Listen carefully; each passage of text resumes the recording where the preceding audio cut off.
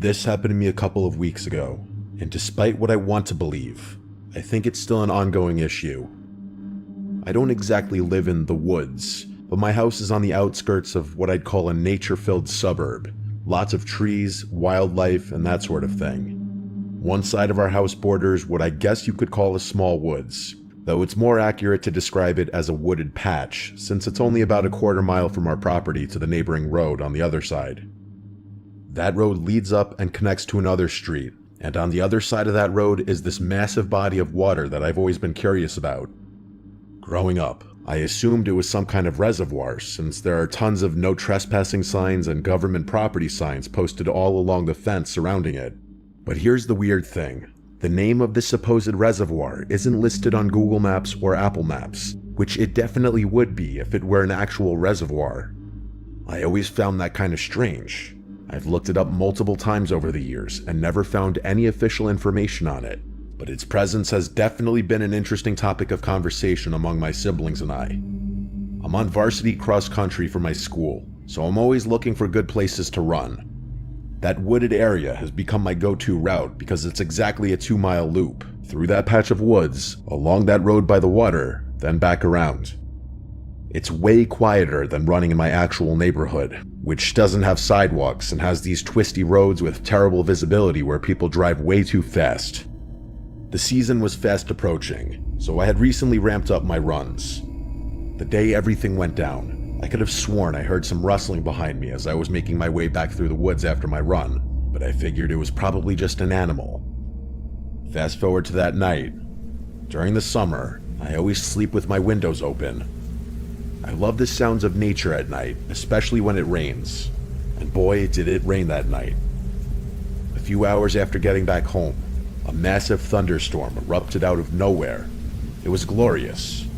I was lying in bed, listening to the rain and thunder, when I started drifting off. That's when I heard something that definitely wasn't part of the storm. It was soft at first, but it didn't go away.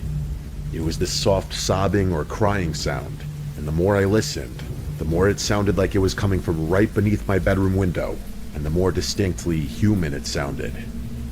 As if there was any doubt as to whether the sound could have been the result of the storm, a soft female voice cut through the raindrops.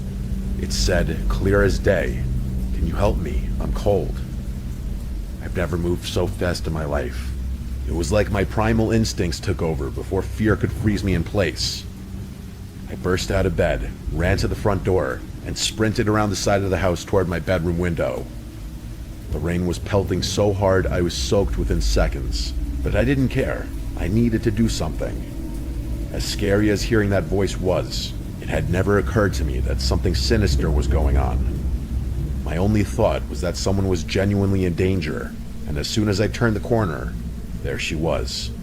Huddled right underneath my window was a woman wearing white clothing, maybe a nightgown or a dress, and she was crouching like she was trying to stay under the small overhang of my window.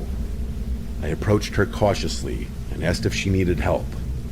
The whole situation felt like a fever dream, but then things went from 0 to 100 in a matter of seconds. As soon as she noticed me, she sprang up and rushes straight at me with a surge of energy I hadn't expected. Without much time to react, I braced myself for contact, but mid-stride, she seemed to hesitate. Maybe she noticed how tall I am, I can't say for sure. But instead of engaging me, she deviated from her collision course and veered off towards the woods. I stood there in shock as she disappeared into the darkness, running impossibly fast for someone with no shoes on. I didn't follow her. I immediately went back inside, still dripping from head to toe, and I woke my dad up. When I told him what happened, he was just as freaked out as I was. We went around and made sure every door and window in the house was locked.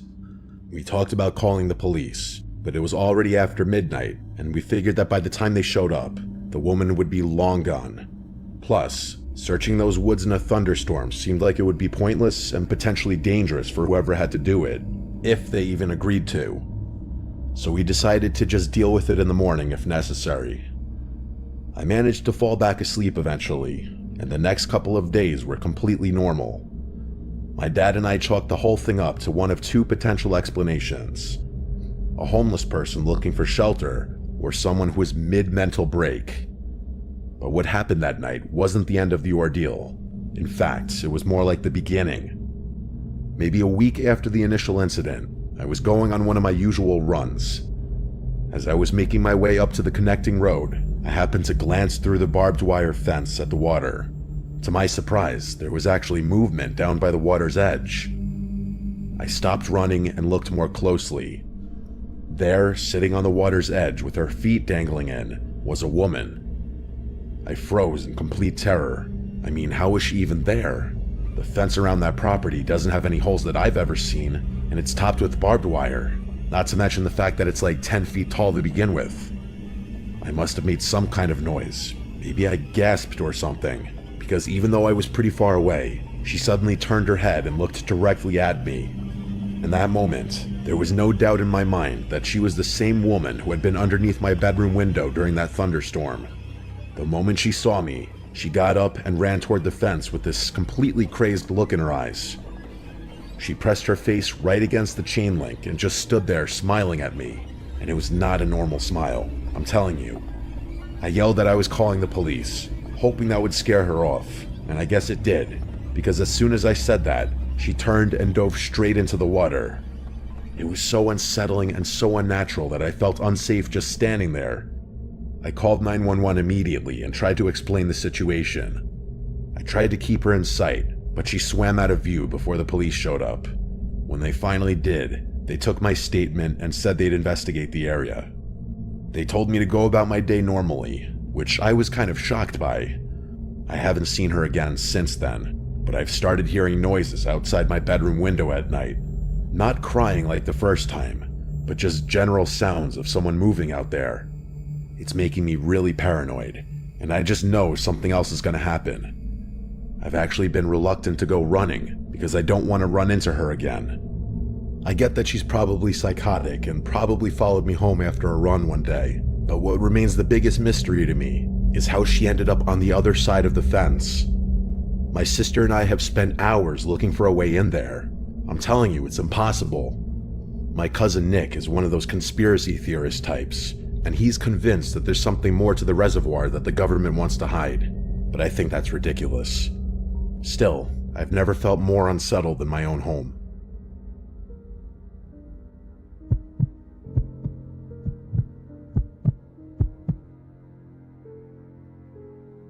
I'll just go ahead and say it. I'm a middle-aged man in a failed marriage. My wife and I fight over everything. I can't really remember what my wife and I were fighting about this time. Probably something stupid. I ended up storming out of the house, something that happens all too often. Usually I just get a hotel room in a situation like this, but I didn't want her chasing after me, so I decided on a different option. I own a piece of property in the middle of nowhere that I've been meaning to repurpose. I think it used to be a shooting range or something like that. I honestly don't know. The previous owner died, and his estate just wanted to get rid of it. The building itself is this weird concrete block structure with a few warehouse-type rooms downstairs and an office area upstairs. It's actually pretty big, despite being only a few rooms. I figured I'd spend the night there. There was no way she'd be able to find me. I drove the 20 minutes through the increasingly desolate roads, and about halfway there, I noticed dark clouds building up. By the time I got there, I could hear thunder rumbling in the distance. I parked in what used to be a parking lot just as the first drops of rain started falling. I keep a spare set of keys hidden behind a loose piece of siding, which I was able to locate pretty easily. By the time I got settled, the storm had really picked up. The building has metal roofing, and the rain was coming down hard enough that it sounded like someone was dumping gravel on the roof. There's a decently comfortable cot in what I assume used to be the office on the second floor. That's where I'd be sleeping. Once I got settled, I finally felt some peace for the first time in weeks, despite the storm outside. Actually, the sound of the rain was kind of soothing. It made the place feel completely cut off from the world. But of course, nice things never last. Not for me, at least. The moment I started getting drowsy, I was ripped back to reality when the sound of shattering glass broke through the noise of the storm. My heart immediately started pounding. I lay there for maybe 30 seconds, listening over the drumming of rain on the metal roof, trying to figure out what direction the sound had come from. I keep a hunting rifle in one of the adjacent rooms there, mostly so my wife doesn't know I own it. So I grabbed it as quietly as I could and started making my way down the stairs. I stood there at the bottom of the stairwell, listening for something other than the sounds of rain, but there was nothing. Complete silence except for the storm. I decided to search the entire building methodically. I went room by room, rifle ready, checking every closet and corner. In the back room, I found what I was looking for. One of the boarded up windows had a hole punched through it, with glass scattered on the floor inside, but that was it. There were no signs of entry, and despite the window being shattered, there wasn't enough room for someone to fit through it. Still though, I was paranoid to my core. I spent another 20 minutes examining the property, but I couldn't find anything that even remotely looked out of place. I figured it was probably just vandals who threw a rock through the window and took off when they heard it break. I found some cardboard in one of the other rooms and taped it over the hole, then went back upstairs. I kept the rifle next to the cot just in case, but I was pretty convinced whoever it was had already left. I'm not sure how long I'd been lying there, maybe an hour, when I heard what I thought were footsteps moving below me. It was hard to tell over the rain, but it sounded like someone walking slowly, trying to move quietly under the cover of the storm noise. I again grabbed the rifle and crept to the top of the stairs, this time not risking alerting the intruder by walking down. The footsteps had stopped though, but there was no way they could have heard me. I waited there like a statue for maybe 5 minutes, feeling beads of sweat start forming on my forehead. I ended up searching the place again, but again there was nothing. I started wondering if I was imagining things or if whoever had been there had snuck out before I noticed them. That didn't explain how all the doors were still locked though. This time, I went outside into the pouring rain and searched the perimeter with my phone's flashlight. There were no vehicles nearby or any signs that someone had been there.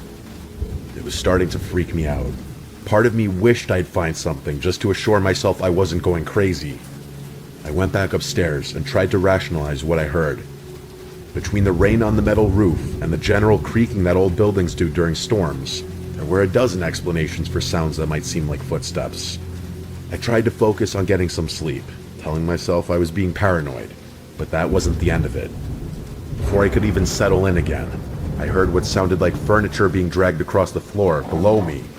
This was different, not something that could be explained by the storm. The unmistakable sound of something heavy being pushed or pulled across concrete is not something a storm could create, not in a million years. This time I didn't hesitate. I grabbed the rifle and stormed downstairs, flipping on every light switch I could find. I was getting angry now, which was probably better than being scared. I yelled out into the darkness that I wasn't messing around, that I was armed, and that I wasn't afraid to defend myself or my property.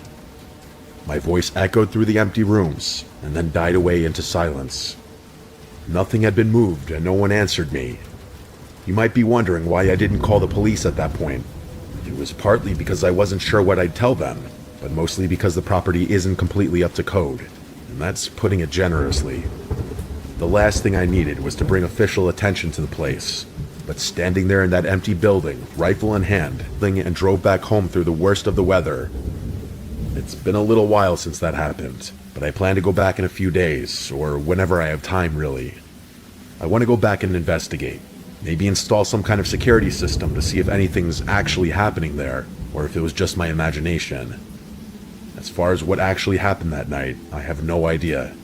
Either someone was actually there and was able to hide from me, or I'm starting to lose my mind. I don't know which is scarier, and I really don't want to think about any kind of third possibility, because that scares me even more.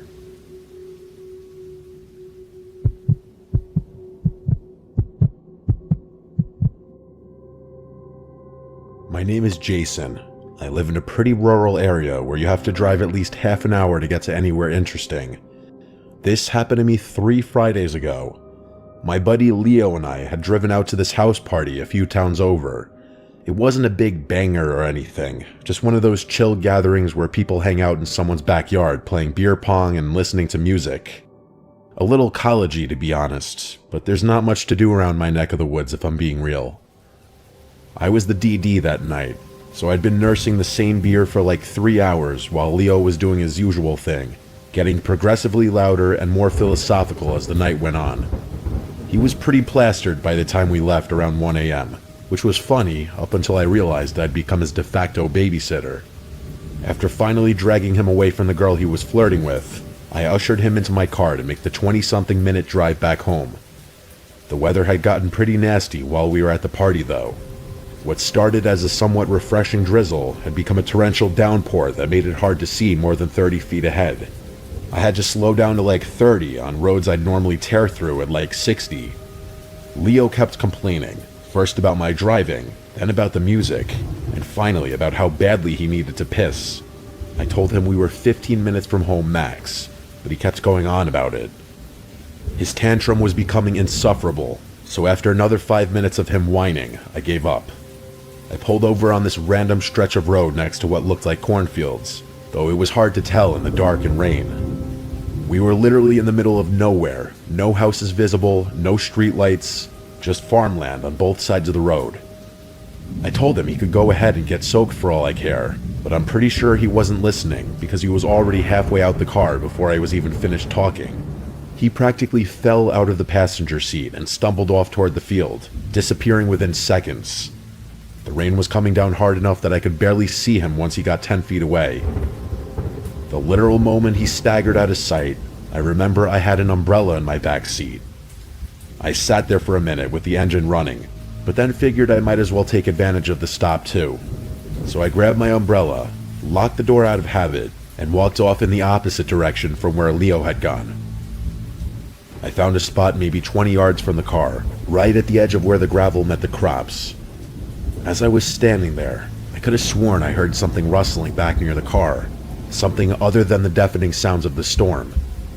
Without altering my stance, I looked back over my shoulder toward the car, but didn't see anything. I had the keys in my pocket and knew I locked the car, so I didn't think much of it. I finished up and headed back, surprised to find that Leo wasn't standing by the car yet. A few minutes passed, then 5, then another 5. Still no Leo though. I was getting pissed. What should have been a quick 20-minute drive home was turning into this whole 45-minute ordeal, and I had to be up early the next morning. I was about to honk the horn when I saw movement in the side mirror. Leo was sprinting toward the passenger door, and even through the rain and darkness, I could tell something was wrong. The second he got in, before he even had the door closed, he was screaming at me to drive. As if some kind of survival instinct activated in me, I pulled out of there as fast as I could, but with the rain and all, it wasn't like I could speed. Leo started explaining that while he was doing his business, he saw what he thought was me somewhere to his right. The person started walking deeper into the field, and Leo, in his drunk logic, thought I was messing with him, or maybe that I was drunker than I'd let on, so he followed. He said he followed for a while, not entirely sure what I was doing and too drunk to analyze the situation properly. Eventually, the figure turned around, and Leo realized it definitely wasn't me. He said he couldn't make out any details in the darkness, but it was clearly someone else. The whole explanation took maybe 30 seconds, but before he could even finish talking, I felt the car start drifting sharply to the right, and then came the unmistakable sound of a flat tire. It was literally a worst-case scenario. Continuing the drive was not an option. The car was pulling way too much. Reluctantly, I pulled over. We were maybe half a mile from where we'd originally stopped. Not close enough for it to be an immediate danger, but not exactly far enough for me to feel comfortable. I snapped at Leo to get out of the car and help me out, since he was responsible for landing us in this mess. But when I walked around the car to inspect the flat, my anger at Leo became fear. Pure fear. There, lodged in the sidewall of my rear passenger tire, was a screwdriver. There was about a 0% chance that it happened coincidentally. Someone had jammed it in there, and with force too, judging from how deep the puncture was. Leo started freaking out, but I snapped at him to get it together. The two of us rushed to change the tire, which was especially nerve-wracking in the pouring rain. I didn't want to think about who had sabotaged my car or why, but with every passing second, my hands got shakier and shakier. I felt like someone was going to catch up to us at any moment. The fear was so sickening I actually started feeling nauseous, which is something that no nightmare can ever match. I was finishing tightening up the last lug nuts when all of a sudden, a scream rang out from somewhere behind us. It was clearly a woman's scream, which made the situation 10 times scarier since the person Leo claimed to have seen was a man. I threw the tools in the trunk, ditched the tire, and got back in the car as fast as I could. But as I was pulling away, Leo started tugging my arm, saying that we had to go back because someone was in trouble. I told him there was no way I was going back, even though a part of me felt like I was making the wrong decision. Leo called 911 as I drove away, giving the operator our location, or as close as he could figure it. Leo was furious with me the whole ride home, saying someone could be dying back there, but I couldn't bring myself to turn the car around. I was just too afraid. I didn't say much until we were pulling into my driveway, trying to ignore Leo calling me out for being a coward and whatnot. Instead of dropping Leo off, the two of us sat in my driveway to try and make sense of everything. Leo was convinced that the scream came from someone who was being attacked or stalked by the person he'd seen, and he felt guilty that we had just driven away instead of helping. But I wasn't so sure about that theory. If someone was out there doing something sinister to another person, why would they ever draw attention to themselves by puncturing a passing car's tire? To me, that seemed like the last thing you'd want to do if you were trying to hurt someone without being caught. Plus, if there really were a woman in trouble, she would have been able to see our car and headlights when we first pulled over. Why wait until after we had driven off to call for help? It didn't make any sense, and as I was explaining my rationale to Leo, I finally felt that I could vocalize what had, until then, just been a gut feeling telling me to get out of there. The scream must have been part of some kind of trap, like maybe there were multiple people out there. It wasn't out of the realm of possibility. But even that theory doesn't make much sense, which writing this all out is making me realize. Actually, that theory sounds equally as absurd. Who in their right mind would stop their car on that random road at that hour of the night? There's no way someone could have hatched a plot to lure a traveler out of their car there, in the pouring rain no less. Leo and I argued back and forth about it for a while, ultimately agreeing to disagree. I called the police station the next morning to see if they had found anything, but they said their officers had searched the area and found no evidence of anyone being there. Even more strangely, they hadn't found my tire either, which threw yet another wrinkle into things. Although I guess it's possible they just weren't looking in the right place. A few days later, Leo suggested that maybe it was actually the woman, not the man, who had punctured my tire, maybe trying to draw our attention. Why they would do that instead of scream, I have no idea. The whole thing honestly has no explanation that sits right with me, but I really don't want to think about what it would mean if Leo's right.